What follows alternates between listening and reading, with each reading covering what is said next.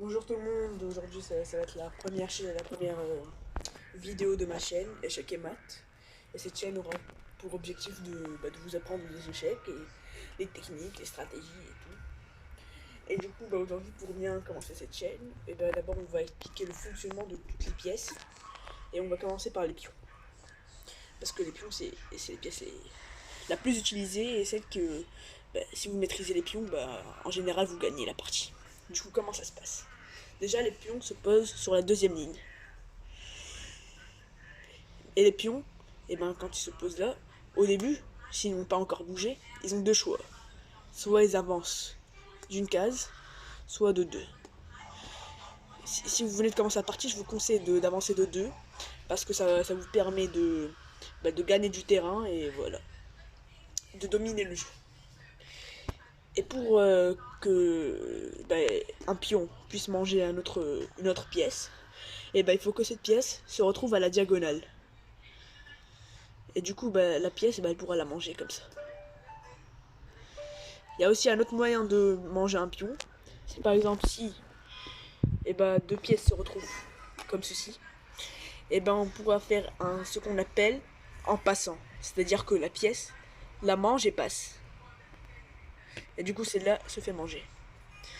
C'est comme ça que ça marche. La plupart des gens ne connaissent pas cette technique et pensent que ça n'existe pas, mais ça existe. Et du coup, le pion a aussi une spécificité, c'est que lorsqu'il arrive à la dernière ligne adverse, le pion peut se transformer en tout ce qu'il veut.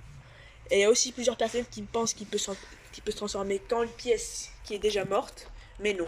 Si votre reine est toujours en vie, vous pouvez toujours le transformer en reine. Il n'y a pas de souci à cela.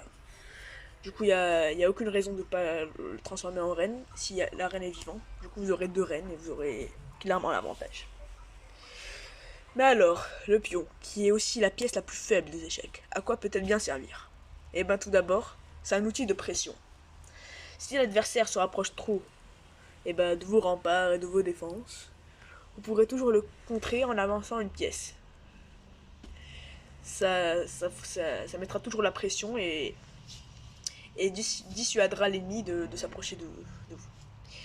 Et aussi, les pions peuvent être utiles à la fin de la partie où ils peuvent, comme j'ai dit auparavant, se transformer en reine et en pièce majeure. Et du coup, je vous conseille de conserver vos pions et de ne pas les sacrifier pour rien, car ce sont tout de même des pièces assez importantes. Et du coup, voilà. Et elles peuvent aussi servir de défense, car pour attaquer vos pièces, les adversaires sont obligés de manger vos pions, ce qui vous donnera le temps de contre-attaquer. Et voilà, et les pions peuvent aussi protéger par exemple des pièces majeures, c'est-à-dire imaginez que votre reine se trouve là, vous pouvez toujours la protéger en avançant le pion et en protégeant la reine. Voilà, c'est ça, et les pions ils sont assez nombreux, il y en a 8 chez chaque joueur, du coup ce qui fait qu'on a plusieurs possibilités, et du coup.